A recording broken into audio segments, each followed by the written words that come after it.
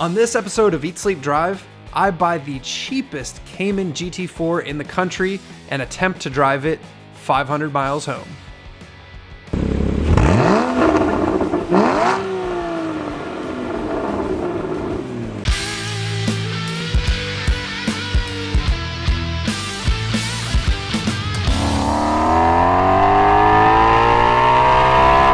Well, you guys know when the video starts at the airport, it's gonna be a good one. You may have seen the recent video where I tried to buy a GT4 and failed. I got the car inspected and it was total trash. Well, I found another one thanks to a friend of mine. I'm flying to New York to go get it. Why don't you guys come along for the ride? Like all good relationships, this one started off with a DM on Instagram. A friend of mine had a line on a rebuilt GT4. Yep, I can't really afford a clean title GT4, so I've been shopping for ones that were wrecked but fixed properly. Properly being the key word there. Well, this one was fixed by a shop in New York that specializes in German cars, and it was fixed with all original parts, and from what my friend says, everything was done right. I figured it was worth a plane ticket to go see.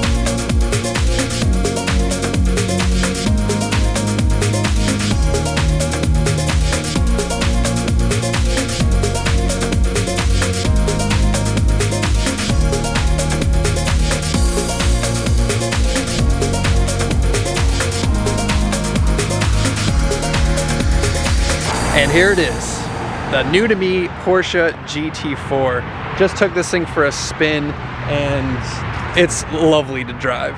You guys may have seen the GT3 review I just did. I'm really pleased that I got a GT4. GT3 is amazing, but I love this manual. I'm picking this thing up for 55 grand, making it the cheapest Porsche GT4 in the country. Not just because I want to be the YouTuber who buys the cheapest thing, but this was the only way I could afford this car.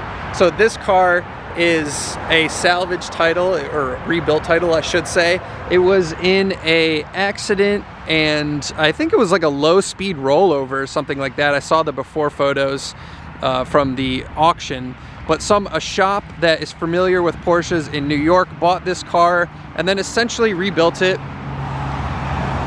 And they did a really good job, honestly. The only thing that I've noticed doesn't really match up perfectly is the hood here. So that might take some adjustment or something, I'm not exactly sure. But outside of that, all the body panels line up. The paint matches really well. They did seriously a really good job on this thing. And you know, a clean one of these is at least 80 grand. So for basically 25 grand off, I really can't complain about a little bit misaligned hood. But I took it for a spin, it's a blast. I need to hit the road because it's a 9-hour drive home, so let's get going.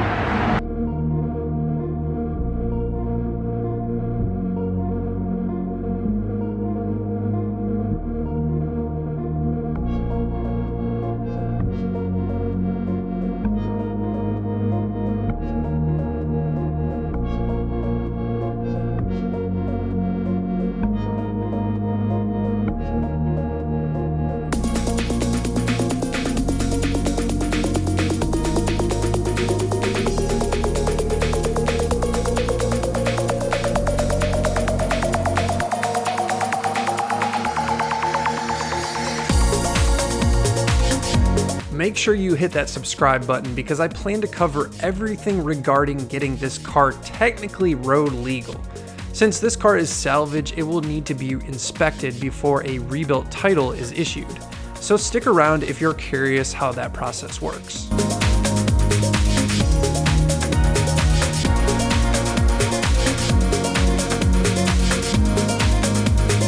The The drive took me super late into the night, but I made it home safely without issue.